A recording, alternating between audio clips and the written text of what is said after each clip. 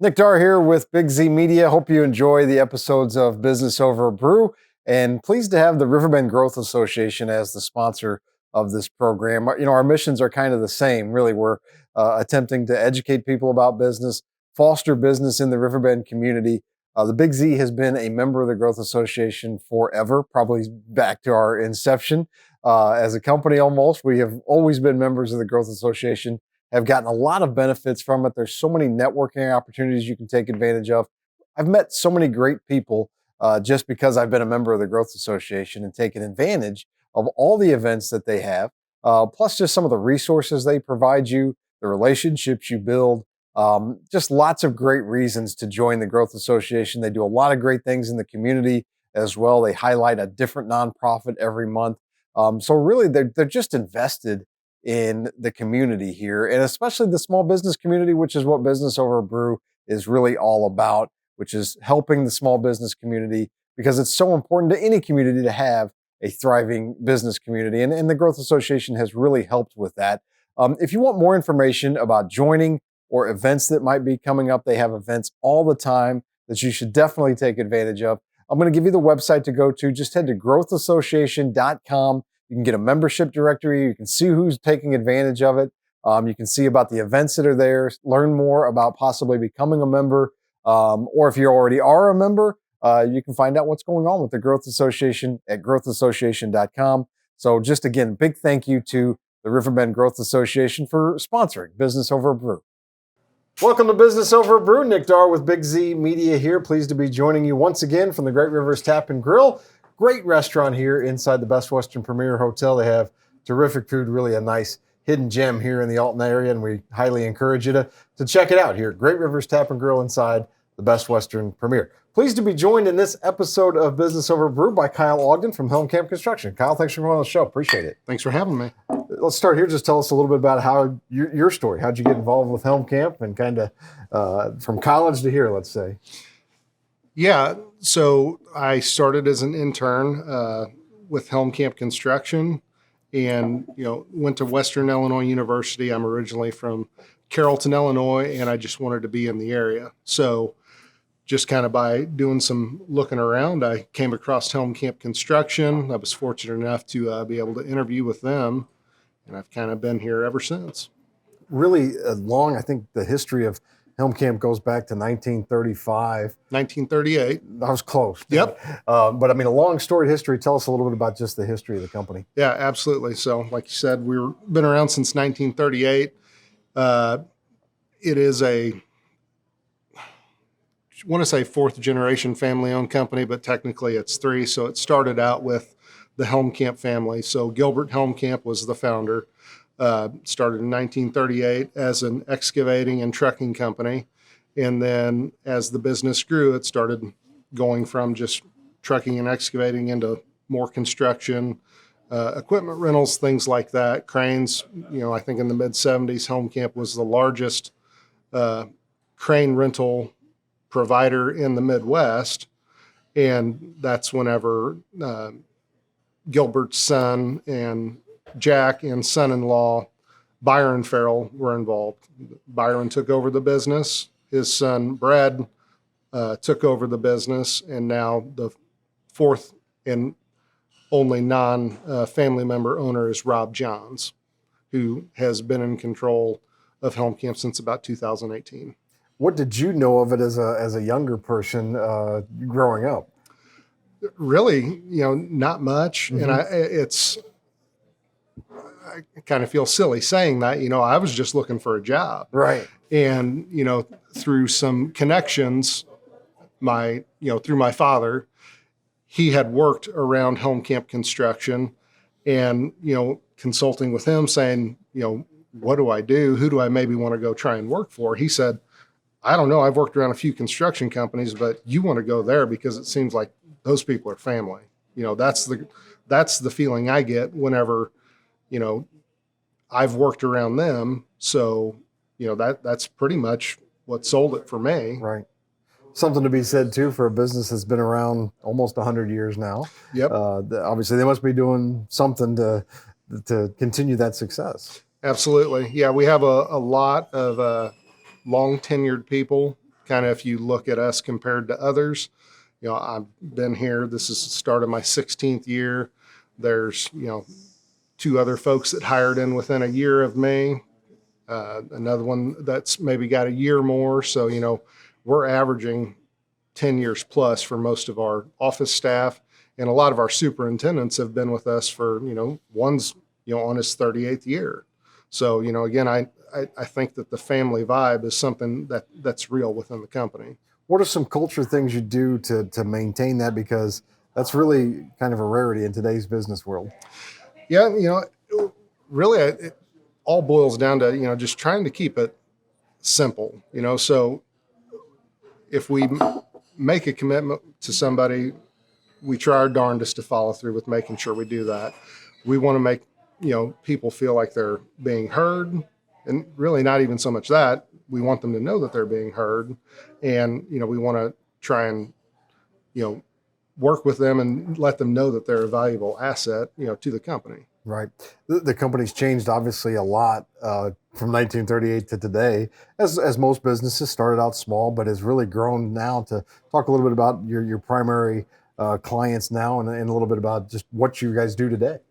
Yeah. So right now I would say that we're like a specialty general contractor. So what that means is we have the ability to self-perform, quite a few things whenever it comes to a construction process, project, but we also have the ability to oversee larger projects where we're hiring all trades to come out and complete, a project for an owner. We focus mostly on the industrial, building and life sciences sectors. So what that means is we're going to work for folks like the refinery, the power providers in the area, and then some of the higher education folks like, Principia. I personally do a lot of work with Bayer over in Missouri, and that's one. It's kind of funny. We think back, we always say, "Hey, we've worked for these folks for years." And whenever I started, a year into my career at Helmkamp Construction, it was our 70th anniversary. So we had on the back of the shirts that we had made, for the 70th anniversary, clients we've worked with for 40 years. Monsanto was one that now has transferred into Bayer, but that relationship has continued for the other 15 years, getting us to our 85th year. So, we just have a tendency to be able to go in and build relationships with folks and, weather all the storms with them. And you mentioned, keeping it simple and really just, doing what you say you're going to do. What are some other things that you can point to and say, that's probably a reason why people have been with us so long? We have a very good benefit package, and, I don't want to say that that's probably, it's definitely something that keeps people engaged, but, just the overall work-life balance, there's going to be some long days, but, if you need to leave early to get to a kid's sporting event, you got to take somebody to the doctor, you have something to do, or you just need to, get away for a while. If you're in a good spot, you can go do that stuff. It's not, hey, our day starts at 8 and it ends at 4:30, and you better be here at 8, and you better not leave before 4:30. We just try to be flexible with people, but then also give them clear expectations on what we need. And once that's done, we're happy. I would also think that with all you guys do in the community, that there's a lot of pride that comes from working at a company that really does give back and definitely has a philanthropic side of it. Yeah, absolutely. So, we have a foundation called Helmkamp Cares, and it was formed in 2019. And we try and target, we want to try and help local people, local organizations. And to date, we've donated a total of just over $500,000 in about 3.5 years. So we like to think that, that's a substantial amount of money. That's not, the only reason why we do it. We just want to try and give back to the, the area that's been so great to us over the years, and, share the success with everyone. Absolutely. For you personally, 16 years at the company, have risen through the ranks, obviously to vice president. Talk about some things that you feel like you've done to advance and be successful there? That's a pretty good question. uh, you know, I think, you know, I'm not really quite sure how to answer that one right there. It's just every day, show up to work, you know, try and give it your best shot day in, day out. And, hopefully that's something that others around you kind of pick up on. So, early on, it was just, again, coming in every day, putting in a good day's work, and, just trying to, build relationships with folks along the way.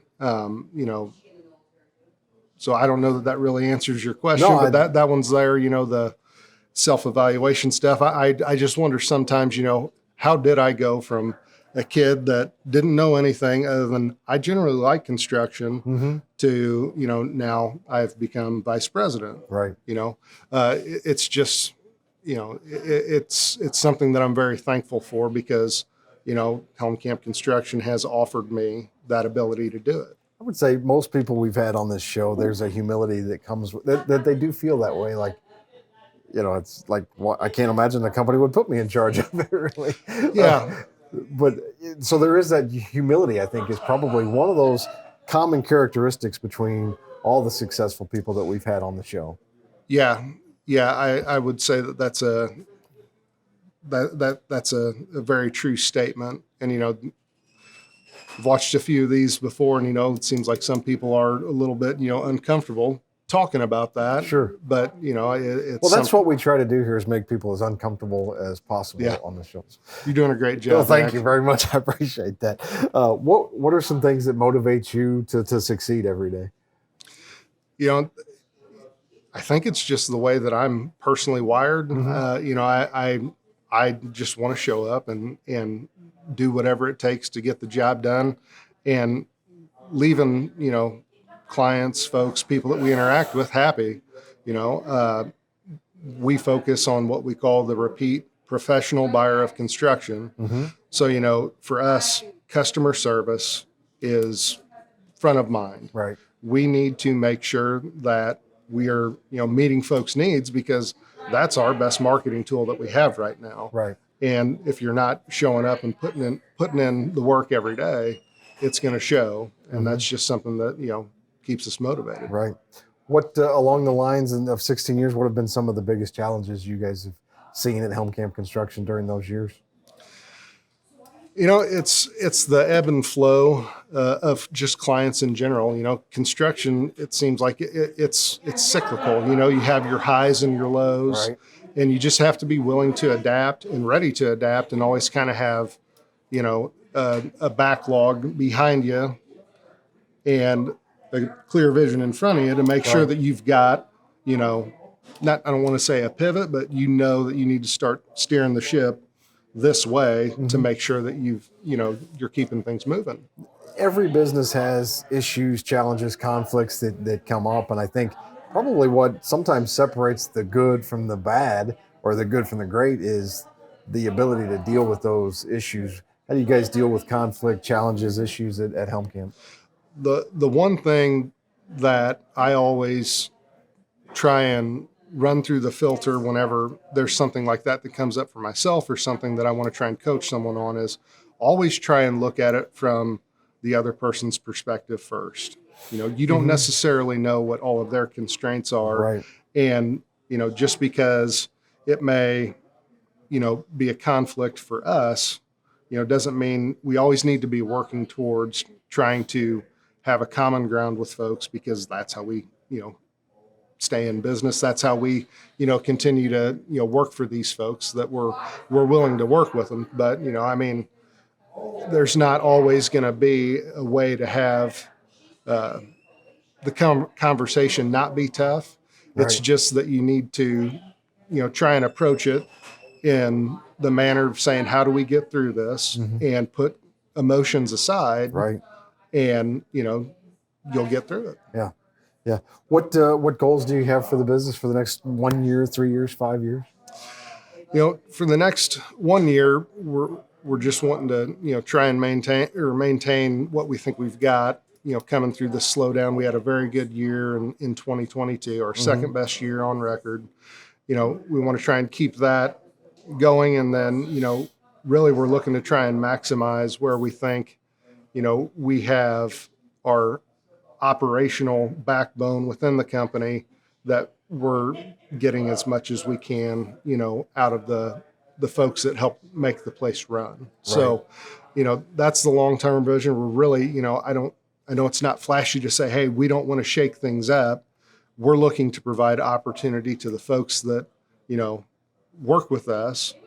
And we think we can do that by maintaining course and just doing improvements as we go, and making sure that we've got the clients there to Right. feed the company. With those goals in mind, and with the success you guys have had in recent years, what role does innovation and technology play in the business?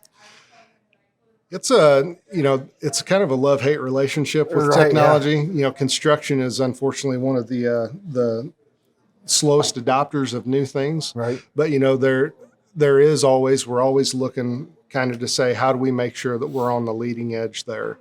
So, with technology, we do have some robotics that we're using right now that are pretty beneficial to help us, lay out some of our work, do things like that. And then, we've also got quite a bit of technology that flows through our office, just in terms of project management software, estimating softwares, and, the accounting stuff. So, it's always something we're trying to keep our finger on the pulse of, right, and making sure that we're staying on the leading edge. It's a tough balance between trying to adopt technologies that work and help the business, but then there's times where, hey, sometimes a pen and a piece of paper is doing the job pretty well, and we don't need to adopt something that, reinvent the wheel here. Yeah, really. And there's never